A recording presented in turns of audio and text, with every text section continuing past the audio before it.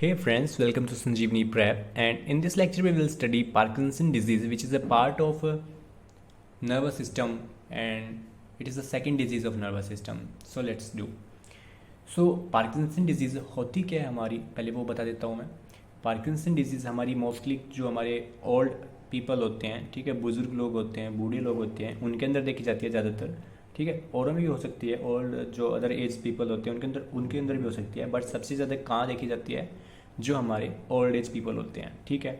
अब होते क्या है, इसके अंदर जो बॉडी होती है वो अच्छे से मूवमेंट नहीं कर पाती है, ठीक है। मूवमेंट करने में प्रॉब्लम होती है, ठीक है, शेकीनेस आती है बॉडी के अंदर मूवमेंट करने में, ठीक है। अगर आप किसी चीज़ को हाथ लगा रहे हो तो आप अच्छे से उसको हाथ लगा नहीं पाओगे, आपके हाथ क्या करेंगे, वहाँ पे कंपन करेंगे, शेकीनेस आएगी हाथों में, ठीक है। तो ये होती है पार्किंसन डिजीज़। चलने में भी आपको डिफ़िकल्टी होगी, बोलने में भी आपको डिफ़िकल्टी होगी, ठीक है। तो ये हमारे पार्किंसन डिजीज़ के सिम्टम्स होते हैं, आगे देखेंगे। तो मैंने आपको ये बता दिया, एक बार ओवरव्यू सा दिया इसका, तो अब देखते हैं। So Parkinson disease is a disorder of brain, एक ब्रेन का डिसऑर्डर होता है in which loss of controlled movement of body. तो जो हमारी बॉडी होती है उसका अपने आप से कंट्रोल हट जाता है, वो अपने आप को कंट्रोल करके मूवमेंट नहीं कर पाती है, ठीक है। ड्यू टू डैमेज और die off certain kind of nerve cells in brain. देखो जो हमारा ब्रेन है वो एक नर्वस सिस्टम का पार्ट है, और नर्वस सिस्टम हमारा किससे बनता है, नर्व सेल से बनता है, ठीक है। तो जो हमारे ब्रेन के अंदर जो नर्व सेल्स होते हैं, एक सर्टेन रीजन के जो सेल्स होते हैं वो मर जाते हैं। तो पार्किंसन में क्या होता है, हमारे कुछ नर्व सेल्स होते हैं ब्रेन के, वो मरने लग जाते हैं। तो वो कौन से सेल होते हैं, एक रीजन होती है ब्रेन के अंदर, ठीक है। जैसे कि हमारा ये ब्रेन है, स्ट्रक्चर पे मत जाना, ठीक है। जैसे कि हमारा ये ब्रेन है, और ब्रेन के यहाँ पे इस रीजन पे के जो सेल्स हैं, ठीक है, वो मरने लग जाते हैं। और इस रीजन को क्या नाम बोला है हमने, सबस्टेंशिया निग्रा, ठीक है। तो ये जो एक रीज़न होती है, जो वहाँ पे हमारे नर्व सेल्स होते हैं ना, ये सेल जो है मरने लग जाते हैं। अब इसकी वजह से हमें पार्किंसन की होती है, क्योंकि जो ये सेल होते हैं हमारे, ये रिस्पॉन्सिबल होते हैं किसके लिए, डोपामिन प्रोडक्शन के लिए, ठीक है। डोपामिन प्रोडक्शन के लिए ये क्या करते हैं, डोपामिन को प्रोड्यूस करते हैं। और डोपामिन हमारा एक न्यूरोट्रांसमीटर होता है, या फिर इसको बोलते हैं हम हैप्पी हार्मोन बोलते हैं, ठीक है। हमारी बॉडी को ये जब हम खुश होते हैं तब ये रिलीज होता है, और ये क्या करता है, हमारी जो बॉडी की स्मूथ मूवमेंट में हेल्प करता है। जो हमारी मसल्स होती हैं, मसल्स की स्मूथ मूवमेंट में हेल्प करता है, ठीक है। सो क्या करता है, स्मूथ मूवमेंट में हेल्प करता है, ठीक है। स्मूथ मूवमेंट में हमारी हेल्प करता है, समझ गए हो इतनी बात।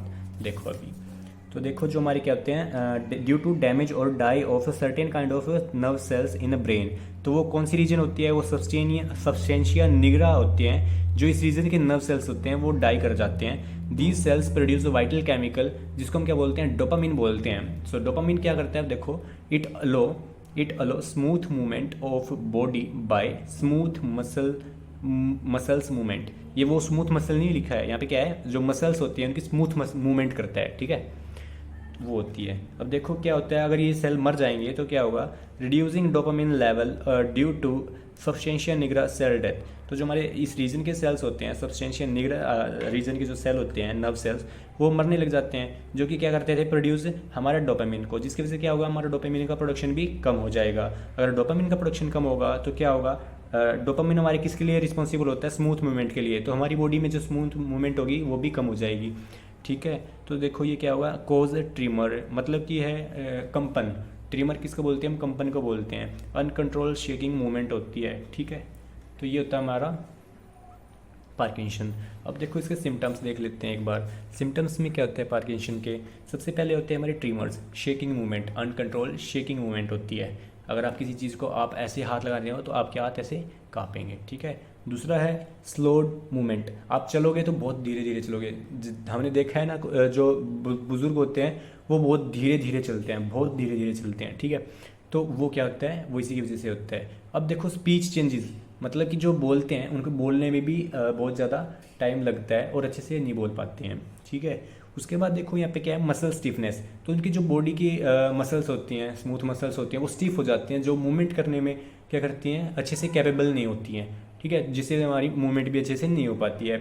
या फिर हम जैसे कि हम पैरों से ले सकते हैं या फिर हाथों से लगा सकते हैं, जो कि हमारी टोटली दोनों की कोई भी अच्छे से मूवमेंट नहीं हो पाती है, वो क्या हो जाती है, रिजिड हो जाती है, स्टिफ हो जाती है, मतलब कि हार्ड हो जाती है मसल, ठीक है, मूवमेंट नहीं कर पाती है अच्छे से।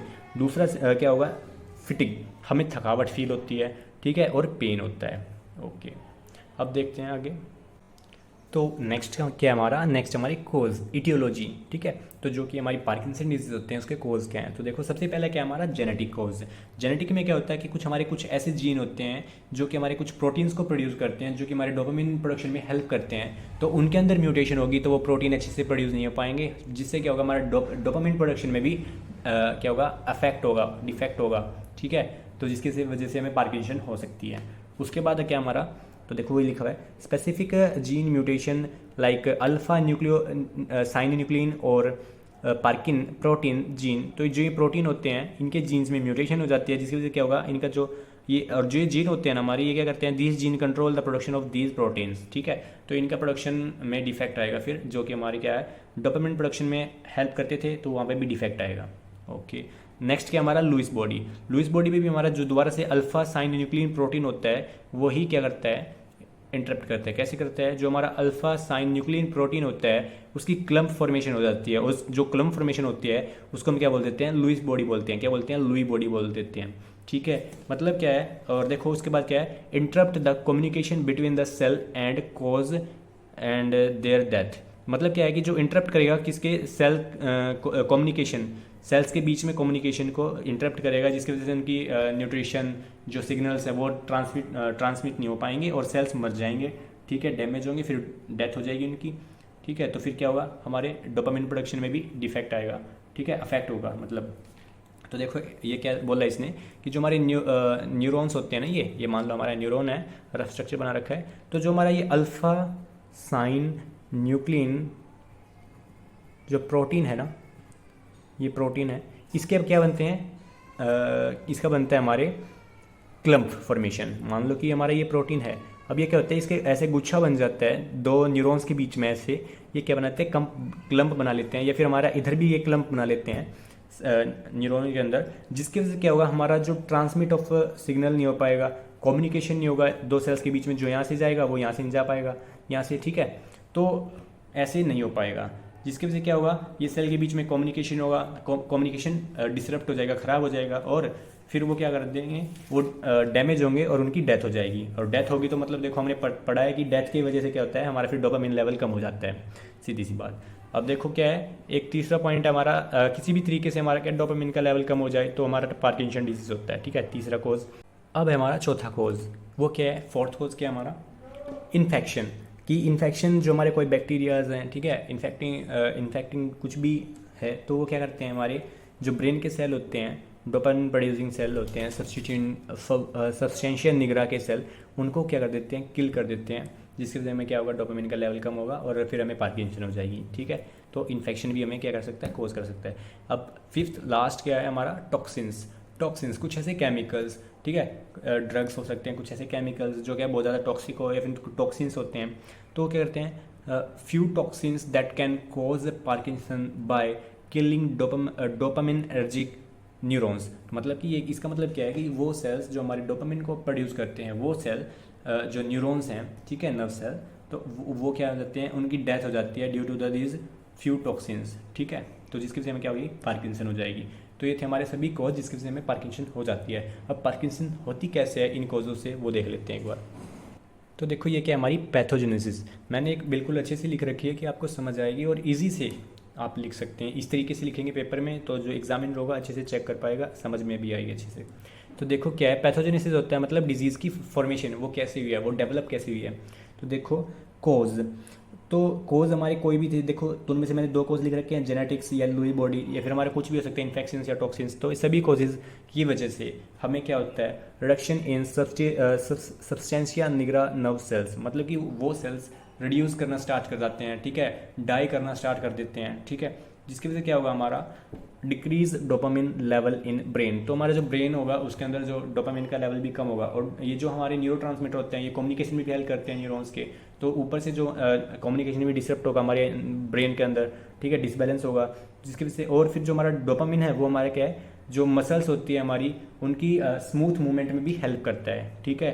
तो देखो cause loss of smoothness in body movement, ठीक है, जिसकी वजह से क्या होगी, हमारी जब डोपामिन कम होगा तो हमारी जो मूवमेंट होती है स्मूथ मूवमेंट वो भी कम हो जाएगी और हार्ड मूव कर पाएंगे हम, ठीक है। किसी भी चीज़ को करते हुए हमें शेकिंग होगी, शेकिंगनेस एंड हार्ड टू मूव, जिसको हम क्या बोलते हैं, पार्किंसन डिजीज़ बोलते हैं। तो ये होती है हमारी पार्किंसन डिजीज़। आई होप आपको समझ में आ गई होगी, और अगर आपको थोड़ा सा भी समझ में आए तो प्लीज़ चैनल को सब्सक्राइब करें, जिससे वीडियो भी बूस्ट होती है और मुझे भी थोड़ा सपोर्ट मिलता है। Thank you guys, thanks for watching, stay connected.